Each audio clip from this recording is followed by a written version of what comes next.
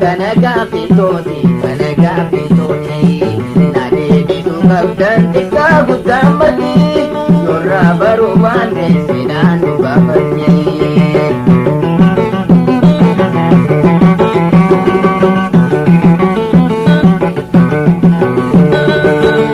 Ashama harka fuunee kabajamtootaa fi jaallattoota dhaggeeffattoota keenya nageenya dursu akkam jirtan jecha yeroon kanatti qophii seeneffamoota afoolaa isinitti nurra geenyetti jira. Nutis qophii seeneffamoota afoolaa walitti qindeeffachuudhaan hayyuuwwan seenaa manguddoowwan garaagaraa odeeffachuudhaan walitti qindeeffannee isiniif dhiyeessuuf toora gallee jirra. Isinis hanga xumura qophii keenyaatti nu faana turtii taasisaa kan isiniin jedhu an Hakim Haruuneem. Barachuun dirqamaa seenaa sabuu fiiti sabarraa dhalattee seeraaf seera isaati aadaa wajjiisallee dandaarraa jiruuti dandaarraa jiruuti aadaa jechuun maalii kana gaafitooti kana gaafitooti adeebisuu qabdan xiqqaa guddaa matii yorraa baruu baanne seenaan nu gaafatti. Egaa kabajamtootaaf jaallattoota dhaggeeffattoota keenya qophii seeneffamaa afoolaatiin nuti sarara waa'ee qophii seeneffamaa afoolaatiin keessattuu gama geerarsaa fi qophiiwwan akka walaloo shubbisaa hurrufsaa qophiiwwan garaagaraa as keessatti argamu gaayyuuwwan keenya odeeffachuudhaan waan garaagaraa walitti qindeeffachuun toora isiniif gallee jira. Oromoon gaa akkaataa aadaa safuu fi safeeffannaa yeroo garaagaraatti yeroo gammachuu yeroo gaddaa yeroo adda addaa kan afoola ittiin afaaniin daddarbu dhimma itti bahu waan ta'eef ammaas nutis qophii keenya nu faana turtii taasistanii akka waan garaagaraa irraa bartan isiniin jenna. Gamanumaan kallattiin gara qophii keenyaatti darbinaa ammaas afeerraa kabajaa isin afeerree jirra.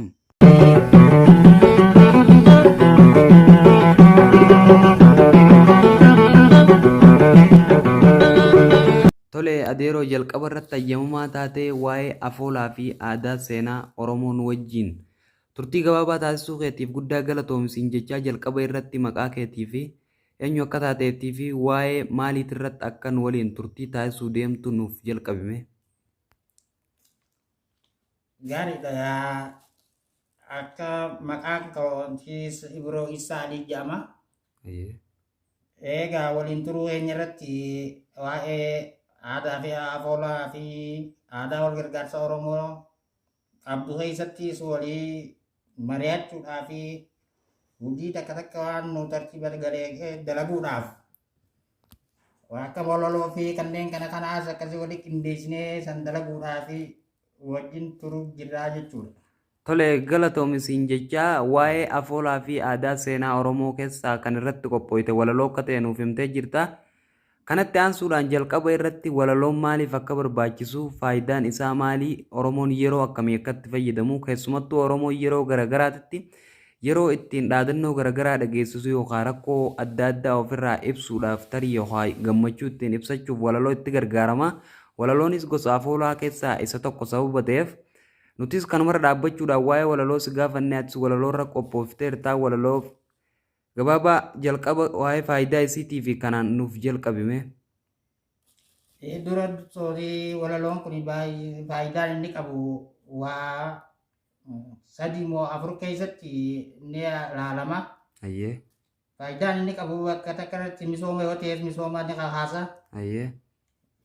Gara biyyattiitiin hoo biyya dhufii kanarratti nama dammaqsa.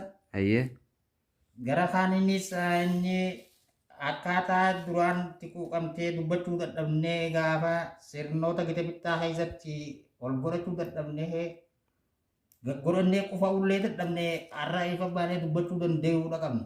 Tole. Faayidaan isaa agartee kanneen kana. Tole. Inni kun agartee bu'aa ta'uusaa uummanni silaa baay'ee gallaalee gaariidha ammoo bu'aa ni qaba jeetii yaada. Egaa kabajamtoota jaallattoota dhaggeeffattoota keenya qophiin keenya ammaas itti fufeeti jira.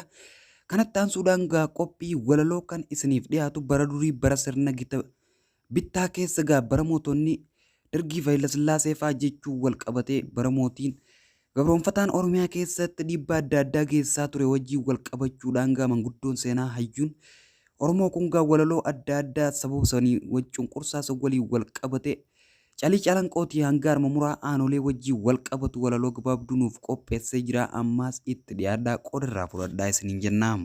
Gudeedaan hin dhalanne kanaaf saba ugguraa osoo Oromoo ta'e maaliif biyya gurgura?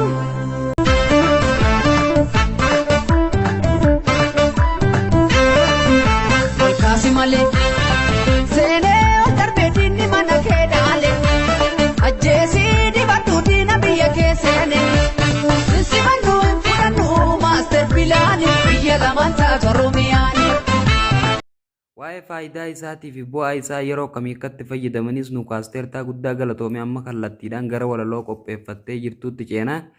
Kallattumaan gara walalootti ceenee jirraa walalichamee nuuf dubbisi. Galatooma walaloo qabuus ittiin fufaa. Saba koo naa jiraadhu mataa gadi hin qabin ol godhu bilisa tahiitii dubbadhu Oromoo Oromummaa keetiin dhaadadhu Oromoo Oromummaa keetiin dhaadadhu. Qarreedhaa fi qeerroon Oromiyaa namoota hojii ofii kan namteef ni hordofna. Wallaalli diinaa hamaa waraansa eeboo doomaa miidhamne micciiramne quuqaadhaan laalaa qaamaa hamdiidha dhinnee madaa godaannis ni waan badu nu laalanne argamaa. Hamdiidha dhinnee madaa godaannis ni waan badu nu laalanne argamaa. Baay'eedha cunqurfamnee turre bara dheeraa baay'ee cunqurfamnee turre bara dheeraa kalee eessa turre har'a eessa jirra wal gaafanna har'a kalee eessa turre har'a eessa jirra wal gaafanna har'a. Sirna abbaan lafaa dachii nu gurguratee abbootiin keenyaas hirtaadha qotatee Gangeessaa qooreeffatee callaarraa saffarate yeroo rabbiin ooltu isaas harkaa fuute yeroo rabbiin ooltu isaas harkaa fuute.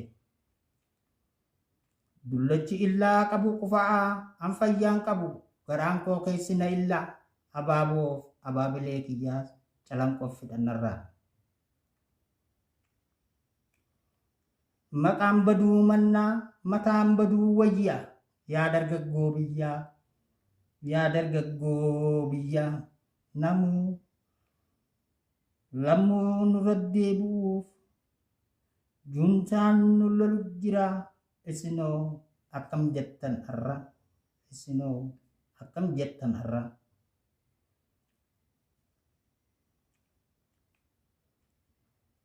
Biyyuma teenya irratti bushoomnee hadhoomnee jiraachuu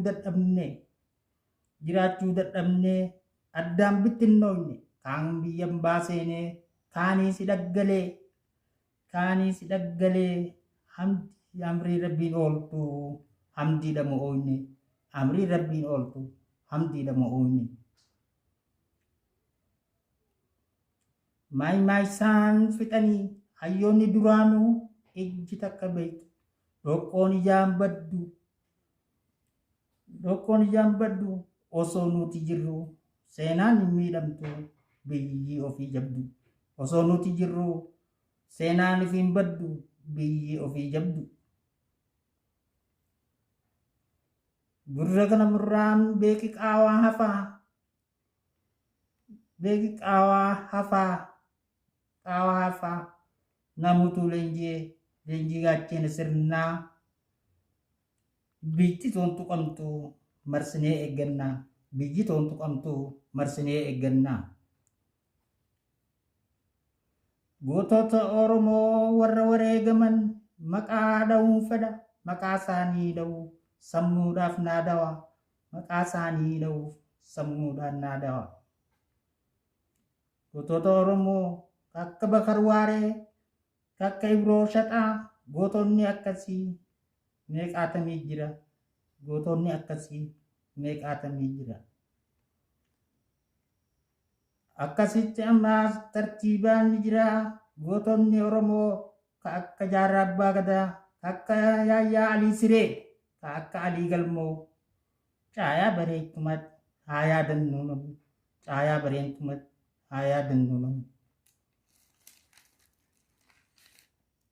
Egaa kabajamtoota jaallattoota dhaggeeffattoota keenya qophiileen keenya kan seeneffamaa afoolaa waliin wal qabatu ammaas akkuma tuufetti jira.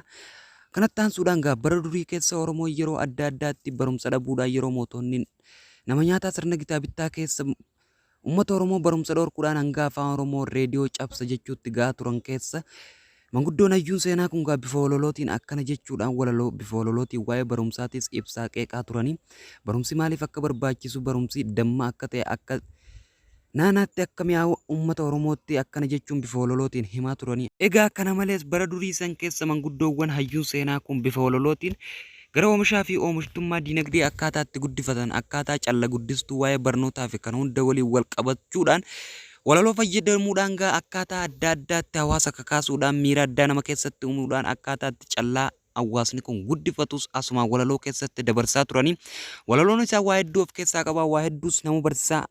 Ammaas itti dhiyaadhaa qoodarraa fudhadhaan afeerraa keenya kan kabajaatiin. Furiin hin wasanne barnoota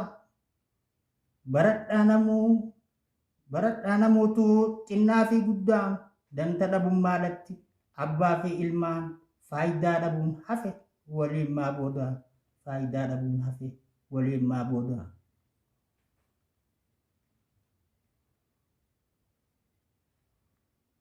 Misoomaaf dura qophii lafaa goonaa karaarraa buqqifnee mogga baafnee gubnaa kompoosii qotannee xaa'oo uumamaatiin callaa guddifannaa kompoosii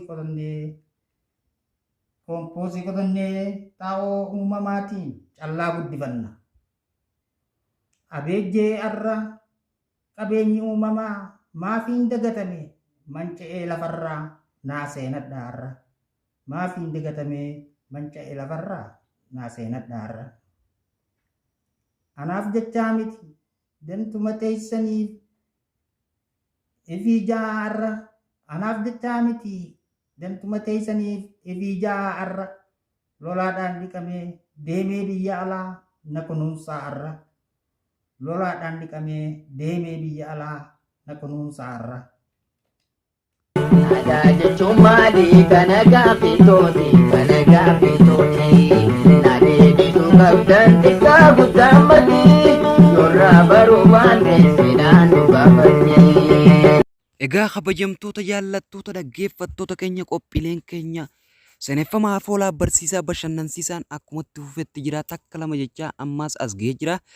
Kanatti aansuudhaan gaa manguddoo fi hayyuu seenaa ogbarruu Oromoo kun ergaa qabus ergaa gama barnootaa fi gama aadaa afoola Oromoo kan badaa jiru kana irratti hojjetanii deebisuutiinis dhaamsa isaa akkas jechuudhaan uummata bal'aa uummata Oromoo fi dhaloota baratee lafaa ol deemaa jiru kanaaf dhaamuudhaan dabarfatee jira. Egaa adeeroo keenya hayyuu aadaa fi seenaa afoola Oromoo walaloodhaan yookaan ogbarruu Oromootiin waan baay'ee waan ergaa adda addaa qabu walaloo ergaa adda addaa qabu nuuf kaasaa jirtaa guddaa galatoomis hin jennaa nutis namoota akkanaa mootummaa yaadatee akka irratti hojjetu gamanumaan dhaamsa qabnu dabarsina.